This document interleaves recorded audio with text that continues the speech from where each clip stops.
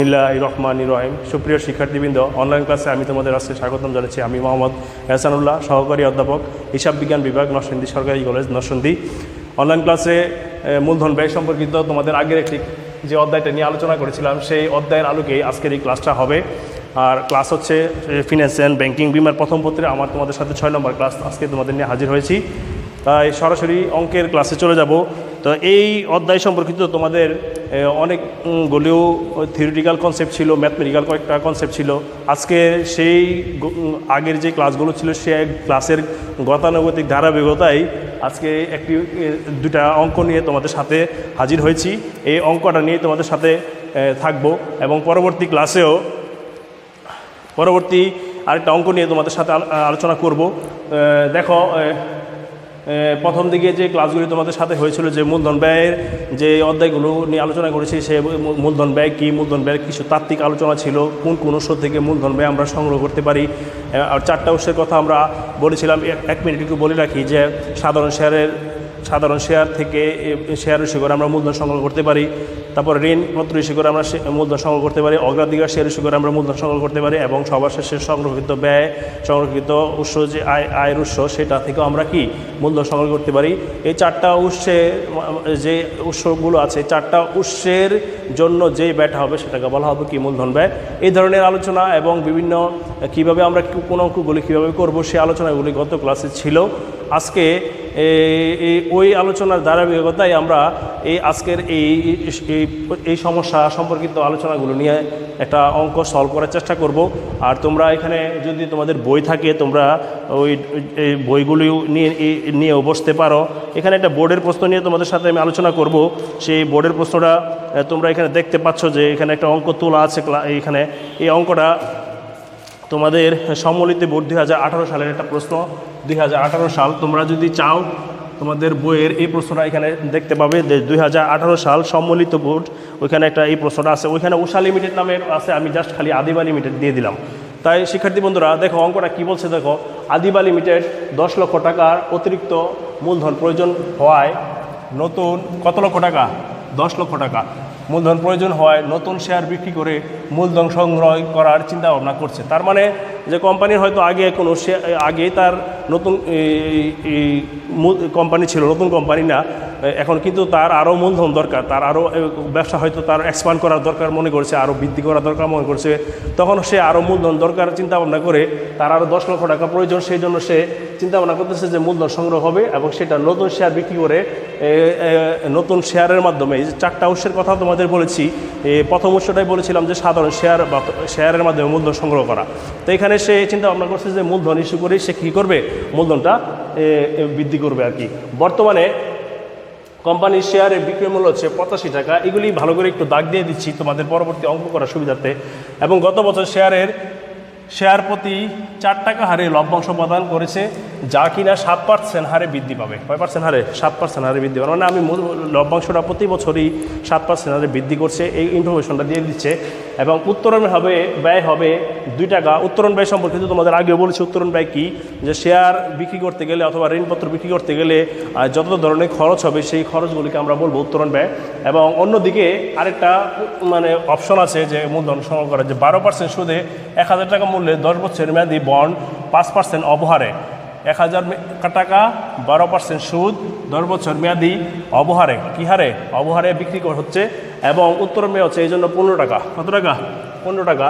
এবং কর হার হচ্ছে 40%। কর হার হচ্ছে 40%। এখন কি বলছে শেয়ার কি, এগুলি নতুন কোনো আলোচনা নয়।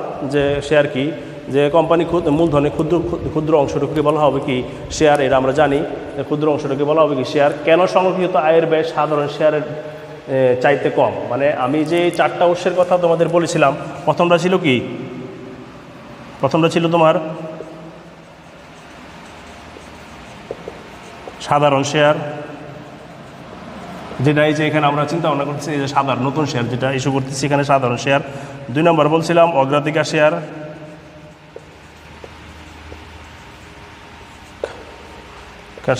3 নম্বর ছিল তোমার ঋণপত্র। 4 নম্বর ছিল সংরক্ষিত আয়। আর এই 4টা উৎস থেকে কিন্তু আমরা নর্মালি মূলধন সংগ্রহ করে থাকি। তো এখানে বলতেছে যে এই যে কেন সংরক্ষিত আয়ের ব্যয় সাধারণ ব্যয়, মানে এই যে সংরক্ষিত আয়ের ব্যয় এটা থেকে কেন এটা ব্যয়ের ব্যয় সাধারণ ব্যয়ের চাইতে কম হয়। আসলে আমরা যখন নতুন কোনো শেয়ার বাজারে ইস্যু করি এর জন্য অনেকগুলি খরচ কোম্পানির হয়ে যায়। যেমন সাধারণ শেয়ার ব্যয় আমরা যখন ইস্যু করতে যাই তখন সাধারণ শেয়ার ইস্যু করতে গেলে আমাদের বেশ কিছু খরচ এখানে হয়ে যায়। যেমন সাধারণ শেয়ার ব্যয় করতে অবলেখকের কমিশন হয়ে যেতে পারে, তারপরে তোমার ওই যে ঋণপত্র তোমার ওই যে আরও কিছু ব্যয় আছে এখানে, যে ব্যয়গুলি তোমার না করলেই নয়, না এগুলি ছাড়া আমি শেয়ার ইস্যু করতেও পারবো না। তো এখানে এই সাধারণ শেয়ার ব্যয় ইস্যু করতে গেলে আমার অনেকগুলি খরচ সংগঠিত হয়ে যায়। এই খরচগুলি কিন্তু আসলে সংরক্ষিত ব্যয় ইস্যু করতে গেলে আর আমাদের হয় না। তো এখানে এই যে সাধারণ শেয়ার ব্যয় ইস্যু করতে গেলে যে খরচগুলি হয়ে যাচ্ছে, কিন্তু সংরক্ষিত ব্যয়ের ইস্যু করতে গেলে আমার সেই খরচগুলি আর হচ্ছে না। এই জন্য দেখা যাচ্ছে যে আমাদের এই সাধারণ শেয়ারের জন্য আমার নতুন কোনো ইস্যু করতে গেলেই অনেকগুলি খরচ জড়িত হয়ে যায়। কিন্তু সংরক্ষিত ব্যয়ে সংরক্ষিত মূলধন থেকে যদি আমি আমার মূলধনটা উৎস থেকে যদি আমি মূলধনটা সংগ্রহ করে থাকি তাহলে কিন্তু আমার আর নতুন করে কি হবে না, এই আমার এই ব্যয়ের উদ্ভব হবে না। আর এই জন্যই আসলে এই সাধারণ শেয়ারের ব্যয় বেশি যখন কিনা আমার সংরক্ষিত এই উৎস থেকে মূলধন সংগ্রহ করবো সংরক্ষিত আয়ের উৎস থেকে। তো কী কী অবলেখকের খরচ হয় সাধারণ শেয়ারের ব্যয় ইস্যু করতে গেলে? হয় অবলেখকের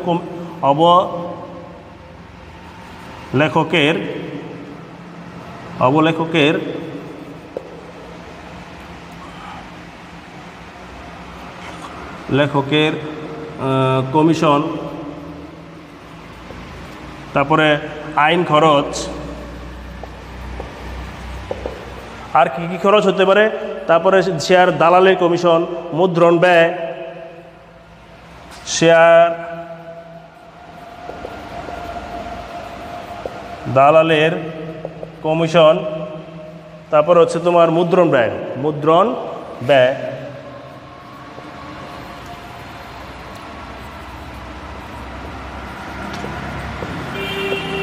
তো এই ধরনের আরও অনেকগুলি খরচই হয়ে থাকে এই সাধারণ শেয়ারের ইস্যু করার ক্ষেত্রে। তাই এই জন্য বলা হয় যে এই যে ব্যয়গুলি ইস্যু হয়ে যায় কিন্তু সংরক্ষিত ব্যয় উৎস থেকে যদি আমি মূলধনটা সংগ্রহ করি এই জন্য আমার আর কোনো নতুন কোনো খরচ হয় না। এই জন্য বলা হয় যে সাধারণ শেয়ারের ব্যয় মানে উৎস থেকে মূলধন সংগ্রহ করতে যখন আমি করবো এর চাইতে কম খরচ হবে আমার কি সংরক্ষিত আয় ব্যয়। আসলে সংরক্ষিত আয়ের ব্যয় আসলে কোনো খরচই নেই, ঠিক আছে? এই ধরনের মানে আপাতত দৃষ্টিতে কোনো খরচ নেই, এতটুকু জেনে রাখো আর কি। আর আদিবা লিমিটেডের নতুন শেয়ার ইস্যুর ব্যয় কত হবে? এই জন্য আমাদের একটা ম্যাথমেটিক্যাল সলভে যেতে হবে যে আদিবা লিমিটেডের নতুন শেয়ারের ইস্যুর ব্যয় কত হবে। এটা বাই করতে গেলে আমাদের এই কিছু সূত্র আমাদের ফলো করতে হবে, সেটা আমরা জানি। KE সমান D1, সূত্রটা হচ্ছে KE সমান D1 divide by P0 divide by P0 minus কি F, মাইনাস কি F প্লাস হচ্ছে G প্লাস হচ্ছে কি G প্লাস হচ্ছে G। এই হচ্ছে একটা সূত্র। এখন আমরা এগুলি আগে একটা ক্লাসে আমরা দেখাইছিলাম যে D1 মানে কি। D1 মানে এখানে আমরা লভ্যাংশকে নির্দেশ করবো। লভ্যাংশ এখন তোমাদের বলেছিলাম যে নতুন শেয়ার ইস্যু করার ক্ষেত্রে কোম্পানি এই যে 4 টাকা করে লভ্যাংশ গত বছর করেছিল এবং 7% হারে সেটা প্রতি বছর বৃদ্ধি পাচ্ছে। তাহলে এখানে লভ্যাংশ হবে 4 টাকা। কত টাকা লভ্যাংশ হবে? 4 টাকা। আর এই D1 এর একটা সূত্র আছে, D1 সমান D0 1 প্লাস G, একটা সূত্র আছে। তো D0 এখানে হচ্ছে 4, সূত্রের জন্য 1, সূত্রের জন্য 1, আর G হচ্ছে 0.07, G হচ্ছে কি 0.07। এইভাবে আমরা সূত্রটা এখানে বসাবো। বসানোর পর এখানে গিয়ে দাঁড়াচ্ছে যে কত গিয়ে দাঁড়ায় দেখো, এই টাকাটা গিয়ে দাঁড়াবে 4 টাকা 28 পয়সা গিয়ে দাঁড়াবে, 4 টাকা 28 পয়সা গিয়ে দাঁড়াবে। তো সূত্রে আমরা এটা বসাই ফেলবো, D1টা যে 4 টাকা 28 পয়সা, এটা আমরা এখানে বসাবো। বসানোর পর এখানে P0 মানে হচ্ছে তোমার কোম্পানির শেয়ারের মূল্য হচ্ছে কত? শেয়ারের মূল্য হচ্ছে তোমার 85 টাকা। দেখো 85 টাকা দেওয়া আছে, এই যে আমরা বলেছিলাম এই যে 85, এই 85 টাকা আমরা এখানে বসাই ফেলবো এখানে P0 জায়গায়। আর এখানে F হচ্ছে ফ্লোটেশন কস্ট, উত্তরণ ব্যয় বলা হয় কে। যে ফ্লোটেশন কস্ট আমরা বলেছিলাম যে 2 টাকা। কত টাকা? 2 টাকা। এখানে আমরা 2 টাকা বসাবো। বসানোর পর এখানে সূত্রের কি বসাবো? G বসাবো 0.07। 0.07। এরপর আমরা যা বাকিগুলি কাজ হচ্ছে জানো, ক্যালকুলেটর টিপ দিলে আমাদের এগুলি সব বের হয়ে যাবে। তো এখানে যে জিনিসটা আসতেছে সেটা হচ্ছে তোমার উপরে চলে গেল 4 টাকা 28 পয়সা, নিচে চলে গেল 83 টাকা, আর উপরে আবার 0.07। বাকিটা যদি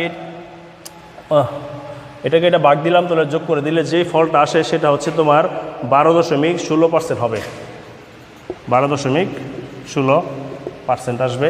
এই যে অবস্থান এখন, যদি দশমিকে প্রকাশ করতে চাও, দশমিকে আসবে রেজাল্ট আসবে, প্রথম আসবে 0.1216 এটা আসবে। এটাকে যদি আমি পার্সেন্টেজে নিয়ে যাই, তখন শতকরা নিয়ে গেলে আমার আসবে কত, 16% আসবে। কত আসবে, 12.16% এটা চলে আসবে। এখন এই সাধারণ শেয়ারের ব্যয় থেকে আমি যখন ওই সাধারণ শেয়ারের উৎস থেকে যখন আমি নতুন শেয়ার ইস্যু করে যখন মূলধন সংগ্রহ করতে যাব, তখন আমার ব্যয়টা গিয়ে দাঁড়াবে 12.16%। এখন তারা আরেকটা প্রশ্ন করেছে, এটা কিন্তু গ নম্বর। তো এরপরে ডি নম্বর, ঘ নম্বরে তারা বলতেছে যে উদ্দীপকে কোম্পানির কোন উৎস থেকে মূলধন সংগ্রহ করা অধিক লাভজনক হবে মূল্যায়ন করো। এখন আমরা এটা বাই করতে গেলে আমাদের যেহেতু দুটো উৎস থেকে মূলধন সংগ্রহ করার কথা বলতেছে, তাহলে দুটো উৎসেরই আমরা মূলধন মানে সংগ্রহ করার ব্যয়টা বের করে নিব।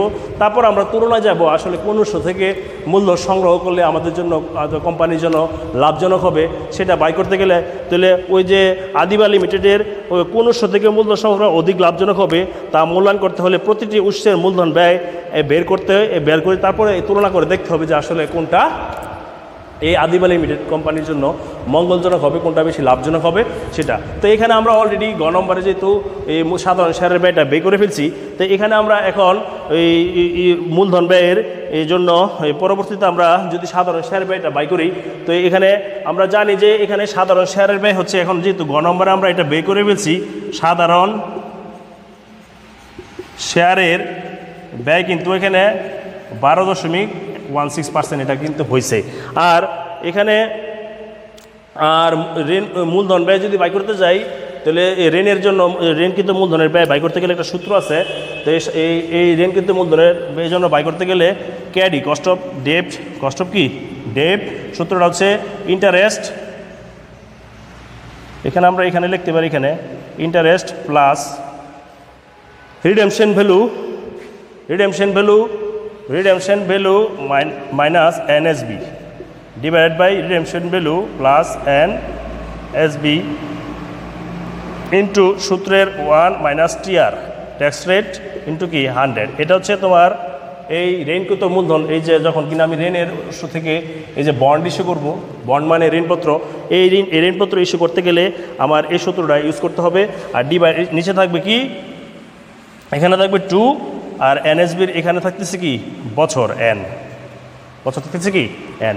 তাহলে এই সূত্রটা উপরে যে অংশটা লিখতেছি, নিচে কিন্তু এই সেম অংশটাই লিখতেছি, কিন্তু নিচে থাকবে কি প্লাসের চিহ্ন আর উপরে থাকবে কি মাইনাসের চিহ্ন। এটা সতর্কতার সাথে খেয়াল রাখতে হবে। উপরেটা হচ্ছে মাইনাস আর নিচেটা হচ্ছে কি প্লাস। উপরে হচ্ছে এন মানে বছর আর নিচে হচ্ছে 2। তো এইভাবে আমরা এখানে বসাবো। আর ইন্টারেস্ট আমরা এখানে যদি আমরা বাই করে নেই যে ইন্টারেস্টটা কত আসতেছে, দেখো ইন্টারেস্ট কত টাকার উপরে আসবে। এই যে 1000 টাকা আছে, দেখো যে 1000 টাকা, এই 1000 টাকার কত পার্সেন্ট, 12%। তো 1000 টাকার 12% আমরা যদি বাই করি তাহলে কত আসতেছে, দেখো 120 টাকা আসবে। কত আসবে, 120 টাকা আসবে। আচ্ছা, আর এনএসবিটা আমরা বের করে নিতে হবে। এনএসবি সমান সেল ভ্যালু মাইনাস যত ধরনের খরচ আছে সকল খরচগুলি এখান থেকে বাদ দিতে হবে। তো এখানে সেল ভ্যালু যেহেতু দেওয়া আছে তোমাদের, তোমার এই বন্ডের মূল্য দেওয়া আছে 1000 টাকা 10 বছর মেয়াদি এবং 5% অফারে বিক্রি হচ্ছে। তাহলে এখানে তোমার এই যে মূল্যটা, এই মূল্যটা আমার শিক্ষার্থী বন্ধুরা, এখানে যে সেল ভ্যালুটা আছে, এই সেল ভ্যালুটা তাহলে এখানে 50 টাকা আমার মাইনাস হবে এবং উত্তোলন ব্যয় আছে। আর দেখো তোমার এখানে উত্তোলন ব্যয় এটার জন্য আছে 15 টাকা। দেখো এখানে 15 টাকা, তাহলে এই 15 টাকা এখানে বাদ যাবে। তাহলে আমার সেল ভ্যালু দাঁড়াবে 1000 টাকা থেকে যদি 50 এবং এই 15 টাকা বাদ দেই, তাহলে কি দাঁড়াচ্ছে কত তোমার 935 টাকা। এই 935 টাকা হচ্ছে আমার নেট সেল ভ্যালু। তাহলে এখানে আমাদের যা যা ইনফরমেশন ছিল সেগুলি আমরা পেয়ে ফেলেছি। ইন্টারেস্ট আমরা এখানে বসাবো। ইন্টারেস্ট হচ্ছে তোমার 120 টাকা। তারপরে সূত্রের আরবি হচ্ছে রিডেমশন ভ্যালু 1000 টাকা, আরবি হচ্ছে তোমার এখানে লেখার দেই আরবি সমান 1000, আর এনএসবি তো আমরা বাই করলামই। তো এখানে আরবি 1000টা আমরা এখানে বের করব। তো 1000 টাকা যদি বাই লিখি তো 1000 লিখলাম, তারপর এনএসবি আমরা বসাইলাম 935, ঠিক আছে। তারপরে সূত্রের কি বছর হচ্ছে এখানে দেওয়া ছিল তোমার কত বছর মেয়াদি, ওই যে 10 বছর মেয়াদি ছিল এখানে, তাহলে সূত্রের 10 সূত্রে এনের জায়গায় বসলাম 10, আর এখানে 1000, আর এখানে আসতেছে 935, আর এখানে সূত্রের 1, এখানে ট্যাক্স রেট বলে দিচ্ছে দেখো 40%, ট্যাক্স রেট 40%, এই 40% আমরা 0.40 দশমিকে প্রকাশ করে ফেলবো, আর এখানে সূত্রের 100, এইভাবে বসাবো আমরা। এবার কী করবো, এগুলি বসাবো। বসানোর পর আমাদের একটু উপরে চলে গেলাম পরবর্তী ক্যালকুলেশনের জন্য। পরের লাইনটা যেটা আসবে সেটা হচ্ছে সমান সূত্রের বসানোর পর যেটা আসতেছে, এই যে উপরে চলে গেল 1000 এবং 1035 থেকে 935 টাকা যদি বাদ দেয় তাহলে আসতেছে কত, 935 বাদ দেওয়ার পর আমাদের গিয়ে দাঁড়াবে যেটা 65 কি এখানে থাকতেছে 65 divided by 2, 65 divide by 2 into 1, আর এখানে সরাসরি বের করে ফেলি। বাদ দেওয়ার পরে যেটা আসতেছে সেটা হচ্ছে 0.60 আসবে, সূত্রের 100 এটা বসাই ফেললাম। আর উপরের নিচে কি আসে দেখো, এখানে আসবে 2, হ্যাঁ। তাহলে 1000-এ যদি 935, এটা যদি 1935 যদি আমরা ভাগ দেই, 1935 যদি আমরা ভাগ দেই সেটা আসবে 967 আসবে এখানে। 1965 ডিভাইডেড বাই 2 দিয়ে যদি 1935 ডিভাইড বাই, এটা আসছে 10, সরি এখানে তো 10 আর এখানে 2, তো এটা এখানে 120, আর উপরে যেটা 65কে আমরা 6.5 আসবে এখানে,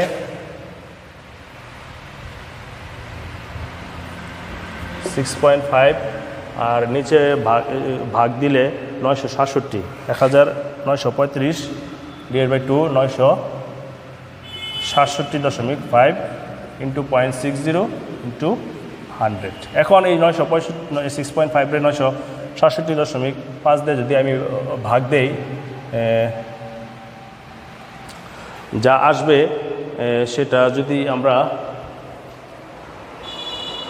করে ফেলি, এখানে এই উপরে এটা আছে 120, উপরে এটা সহ, তাহলে 120 আর 65 এইগুলি সব যোগ দিব, 120 প্লাস 6.5, এবার 965 ইন্টু 6, এটা যদি আমরা করে ফেলি তাহলে আমাদের যে রেজাল্টটা আসবে সেটা হচ্ছে তোমার 8.11 আসবে, 8.11% আসবে। এখন তুমি দেখো শিক্ষার্থী বন্ধুরা, আমরা যখন সাধারণ শেয়ার থেকে মূলধন সংগ্রহ করলাম তখন আমাদের মূলধন ব্যয়িদারি ছিল 12.16%, আর এখন যখন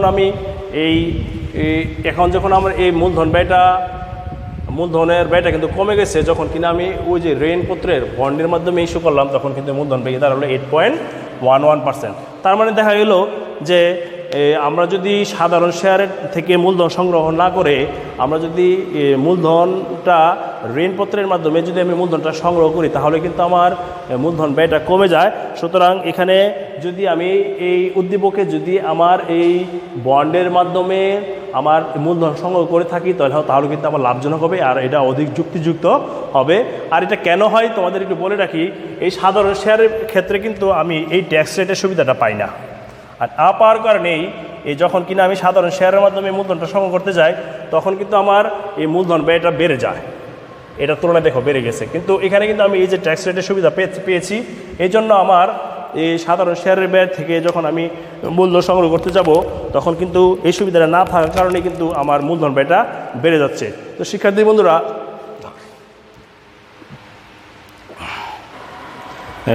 বন্ধুরা প্রথম একটি অঙ্ক তোমাদের সাথে শেষ করলাম, আরেকটি অঙ্ক নিয়ে তোমাদের আলোচনা করব। এই যে তোমরা বোর্ডে একটি অঙ্ক দেখতে পাচ্ছ, যে এই অঙ্কে কী ধরনের প্রশ্ন আমি করেছি, যে আশা কোম্পানি লিমিটেড এই 3টা অংশ থেকে মূলধন সংগ্রহ করে, যার টাকার পরিমাণ হচ্ছে সাধারণ শেয়ারের টাকা হচ্ছে 20 লক্ষ টাকা, 14% অগ্রাধিকার শেয়ার, এখানে 14% অগ্রাধিকার শেয়ার হচ্ছে 5 লক্ষ টাকা, 15% ঋণপত্র হচ্ছে 15 লক্ষ টাকা, টোটাল হচ্ছে 40 লক্ষ টাকা।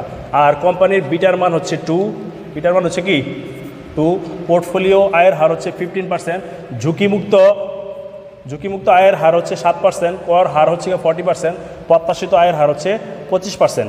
উত্তরণ ব্যয় কি এটা বলবো না, অলরেডি এর আগের ক্লাসে বলেছি। অগ্রাধিকার শেয়ার হলো নিরাপদ আয়ের উৎস, ব্যাখ্যা করো। যেহেতু অগ্রাধিকার শেয়ার হোল্ডারকে কোম্পানির যদি লাভ অথবা লোকসান যেটাই হোক, কোম্পানির অগ্রাধিকার শেয়ার হোল্ডারদের যেহেতু কোনো রিস্ক দিতে হয় না, এই জন্য কোনো ঝুঁকি নাই তাদের। এই ঝুঁকি না থাকার কারণেই কিন্তু অগ্রাধিকার শেয়ারের যে হোল্ডার যারা থাকে, অগ্রাধিকার শেয়ারের মালিকরা যাকে, যাতে তাদের একটু ঝুঁকি কম থাকার কারণে কিন্তু এই শেয়ারের উৎসটা হচ্ছে নিরাপদ আয়ের উৎস, যারা কিনা বিনিয়োগ করবে। এই জন্য বলা হয় যে অগ্রাধিকার শেয়ারের হলো নিরাপদ আয়ের উৎস। কোম্পানির সাধারণ শেয়ারের ব্যয় কত? তাহলে কোম্পানির সাধারণ শেয়ার ব্যয় যে অঙ্কের যে ইনফরমেশন দেওয়া আছে, সেই ইনফরমেশনের আলোকে যদি আমি কোম্পানির সাধারণ শেয়ারের ব্যয় নির্ণয় করতে যাই, তাহলে হচ্ছে এখানে একটা সূত্র তোমাদের ফলো করতে হবে, cost of equity share holder risk free plus, এই ধরনের সূত্র তোমাদের আগের ক্লাসও একবার পড়েছিলাম, এটা ইন্টু কি বিটা, ইন্টু হচ্ছে বিটা। এখানে রিস্ক ফ্রি হচ্ছে রেট, আমি তোমাদের বলে দিয়েছি। ঝুঁকিমুক্ত আয়ের হার হচ্ছে 7%, ঝুঁকিমুক্ত আয়ের হার কত? 7%। যদি আমি এখানে 7% লিখবো সূত্রে, তারপরে এখানে সূত্রে মার্কেট রেটের কথা বলা আছে তোমার 15%। দেখো এই যে পোর্টফোলিও যেটা বাজারে যে মার্কেট রেট সেটা হচ্ছে 15%, এখানে আমরা 15% বসাবো। এই যে 15% বসাইলাম, তার রিস্ক ফ্রি রেট আমি আবার এখানে এই যে 7% যেরকম এখানে 7% বসাই ফেলবো। বসানোর পর এখানে বিটার মান দেওয়া আছে তোমার, বিটা দেওয়া আছে 2, বিটা কী দেওয়া আছে 2, এইভাবে আমরা বসাবো। 7% প্লাস এখানে 15 থেকে 7 যদি ভাগ দেই তাহলে থাকতেছে যেটা, আর ইন্টু দিয়ে গুণ দিলে কত আসতেছে 8 ইন্টু 2, তাহলে এখানে আসতেছে 16, এখানে কত আসতেছে 16, তাহলে 16 আর 7 মিলে হইতেছে 23%। এ হচ্ছে গ নম্বরের উত্তর। আর পরবর্তীতে আমরা যদি এই সাধারণ, তারা বলতেছে যে বর্তমান মূলধন কাঠামোতে ব্যয় ব্যবস্থায়, মূলধন ব্যবস্থায়, কাঠামো ব্যবস্থায় যদি বিনিয়োগ করলে কোম্পানি লাভবান হবে কি বিশ্লেষণ করো, লাভবান হবে কি বিশ্লেষণ করে। এটা বাই করতে গেলে আমাদের এই 2টা উৎস থেকে আমরা এই যে বর্তমান যে মূলধন কাঠামো আছে সেটা জানতে গেলে গড় মূলধন ব্যয় আমাদের বের করতে হবে। আর গড় মূলধন ব্যয় বাই করতে গেলে আমাদের যা যা বিষয়গুলি আগে জানতে হবে সেটা আমরা এখানে আগে বিশ্লেষণ করবো, পরে ওখানে যাব। তো এখানে এই ঘ নম্বর তো চলে গেল, আমরা ঘ নম্বর দিয়ে এখানে শুরু করব। এখানে আমরা জানি যে সাধারণ শেয়ারের ব্যয়, আমরা এই আগের যে ঘ নম্বর ছিল সেখানে আমরা সাধারণ শেয়ারের ব্যয় ছিল কত 23% আমরা ব্যয় করেছি। সাধারণ শেয়ারের ব্যয় আমরা ব্যয় করেছি 23%, খেয়াল করে দেখো। আর অগ্রাধিকার শেয়ার এখানে দেওয়া আছে, অগ্রাধিকার শেয়ারের ব্যয় কত, ওই যে 14%, আমরা এগুলো একটু লিখে দিচ্ছি 14%। আর ঋণপত্রের ব্যয়টা আমরা একটু চেঞ্জ করব, ঋণপত্রের ব্যয় এখানে দেখো প্রশ্নে দেওয়া আছে ওই যে কত পার্সেন্ট, ঋণপত্রের ব্যয় 15% দেওয়া আছে। আসলে যেহেতু এর প্রথম অঙ্কটাতে আমরা বলেছিলাম যে ঋণপত্রের হোল্ডাররা কিন্তু একটা সুবিধা পায়, সেটা হচ্ছে ট্যাক্স রেটের একটা সুবিধা পায়। সেই ট্যাক্স রেটের সুবিধার কারণে কিন্তু তাদের ব্যয়ের পরিমাণও কি কমে যায়। এই জন্য আমরা এই ট্যাক্স রেটটা উল্লেখ করেছিল 40%। দেখো এই যে 40%, এই 40% আমরা এখানে তুলব। এখন দেখো ব্যয়ের পরিমাণ তার গিয়ে কমে যাবে, কমে গিয়ে দাঁড়াবে 9%। ঠিক আছে, এটা করে নিতে হবে। যদি করের হার এইভাবে বলা থাকে, আমরা যখন গড় মূলধন ব্যয় বাই করব তখন আমাদের এই ব্যয়টা এইভাবে বের করে নিব। এখন আমরা এখানে সূত্রে সাজাবো। এখন এই সূত্র, এর আগের ক্লাসে আমরা এই ধরনের অঙ্কের ভার বাই করছি। কি বাই করছি? বার বাই করে নিয়েছিলাম। এখন বারগুলি আমরা বের করে নিব। এই বারগুলি বাই করতে গেলে এদের সাধারণ শেয়ারের যে বার আছে, ওয়েট অফ ইকুইটি যদি আমরা বাই করি, এখানে টোটাল ছিল কত, ওই যে 20 লাখ টাকা ছিল সাধারণ শেয়ার। তো সাধারণ শেয়ারের টোটাল যদি 40 লাখ দিয়ে ভাগ দেই তাহলে এটার ওয়েট গিয়ে দাঁড়াবে তোমার 0.50। তারপরে ওয়েট অফ যদি প্রিফারেন্স শেয়ার, পি দিয়ে ইকুইটি শেয়ার, পি দিয়ে প্রিফারেন্স শেয়ার যদি বাই করি, প্রিফারেন্স শেয়ারের মূলধন ছিল 5 লাখ। তাহলে এখানে 5 লাখ দিব। 5 লাখ দেওয়ার পর আমাদের এই যে ওয়েট বাই করতে গেলে 40 লাখ এখানে উল্লেখ করবো। দেখো শিক্ষার্থী বন্ধুরা, 40 লাখ এখানে উল্লেখ করেছি। তাহলে এখানে যেটা আসবে ওইটা 0.4, এটা আসছে এটা আসতে 125 আসবে, 125 আসবে। আর ওয়েট অফ সবার শেষে যেটা আছে ডেপ্ট, তাহলে এখানে ডেপ্ট ছিল 15 লক্ষ টাকা, তাহলে 15 লক্ষ টাকা এখানে দিব, দেওয়ার পর নিচে দিব কত 40 লাখ, যেটা আসবে সেটা হচ্ছে 0.375। এই সবগুলি মিলে কিন্তু 1 আসবে, দেখো সবগুলি যোগ করলে আসবে 1.1 আসবে নাকি, এটা কিন্তু 1-এর বেশি কখনো যাবে না। এখন ওয়েটের গড় মূলধন ব্যয় বাই করতে গেলে আমরা যদি বাই করি তাহলে weighted average cost of capital, weighted average cost of capital. শিক্ষার্থী বন্ধুরা একটু খেয়াল করো, গড় আরোপিত মূলধন ব্যয়, গড় আরোপিত মূলধন ব্যয়, তাহলে সূত্রটা আছে এটা cost of debt, weight of debt আর cost of debt, weight of preference share, cost of preference share, তারপরে weight of equity, cost of equity. এখন ডেট কত, ওয়েট অফ ডেট যেটা বাই করছি সেটা বাই করছি যে 0.37, এটা আমরা এখানে লিখবো 0.375।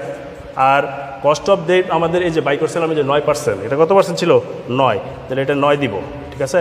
আর ওয়েট অফ প্রিফারেন্স শেয়ার ছিল তোমার এই যে প্রিফারেন্স শেয়ার ছিল 0.125, আর এটার জন্য ওই ব্যয় ছিল আমার কত, অগ্রাধিকার শেয়ার ব্যয় ছিল 14, তো এখানে 14 দিব, কত দিব 14 দিব। তারপর এখানে ওয়েট অফ ইকুইটি শেয়ার ছিল আমাদের এই যে 0.50 বসাইলাম 0.50, আর এখানে কস্ট অফ ইকুইটি শেয়ার ছিল আমাদের এখানে ছিল 23% ছিল, 23 বসাইলাম। এখানে ক্যালকুলেশন করার পর যেটা আসবে সেটা আসবে 16.63%, 16.63%। এখন শিক্ষার্থী বন্ধুরা এখানে তোমাদের প্রশ্ন করছিল যে বর্তমান যে মূলধন কাঠামো আছে এই মূলধন কাঠামো ব্যবস্থায় যদি বিনিয়োগ করি তাহলে কি কোম্পানি লাভবান হবে কিনা। এখন কোম্পানির প্রত্যাশিত আয়ের হার ছিল 25%, কোম্পানির প্রত্যাশিত আয়ের হার ছিল কত 25%, এবং তার গড় মূলধন ব্যয় হচ্ছে 16.63%। এখন তার প্রত্যাশিত আয়ের হার ছিল যে এটা, খেয়াল করে দেখো, আর এটা কিন্তু বাজার হার, এটা কিন্তু পোর্টফোলিও বাজার আয়ের হার, এটা আর কি নাম বলে বাজার আয়ের হার। আর প্রত্যাশিত সে প্রত্যাশা করতেছে বাজারের কোম্পানি এখন প্রত্যাশা করতেছে 25%। এখন আমি দেখলাম যে আমার যে গড় মূলধন ব্যয়, আমি যে 3টা অংশ থেকে মূলধন সংগ্রহ করছি, এই 3টা অংশ থেকে মূলধন সংগ্রহ করতে গেলে আমার আসলে ব্যয় হচ্ছে 16.63%। এই যে সুতরাং বর্তমান মূলধন কাঠামো ব্যবস্থা যদি কোম্পানি যদি বিনিয়োগ করে তাহলে কিন্তু এই 25% যে দেওয়া আছে এই 25% থেকে কিন্তু আমার আয়ের হার কিন্তু বেশি আছে, এই 16% যেহেতু আমার ব্যয় হবে। সুতরাং কোম্পানি কিন্তু এখানে আমি বিনিয়োগ করলে কোম্পানি কী হবে, লাভবান হবে।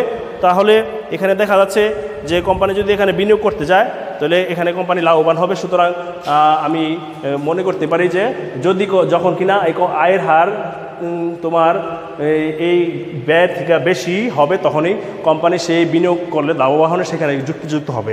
আর যদি এই আয়ের হার থেকে যদি তোমার এই ব্যয়টা যদি 26% 27% হতো তাহলেও কিন্তু এটা লাভজনক হতো না, তাহলে কোম্পানি কিন্তু অন্য ধরনের সিদ্ধান্ত যেত। তো শিক্ষার্থী বন্ধুরা আজকে এখানেই আমি শেষ করতে চাচ্ছি। আগামী ক্লাসে তোমাদের সাথে আবার দেখা হবে সেই প্রত্যাশা ব্যক্ত রেখে এখনই তোমাদের সাথে বিদায় নিচ্ছি। আল্লাহ হাফেজ।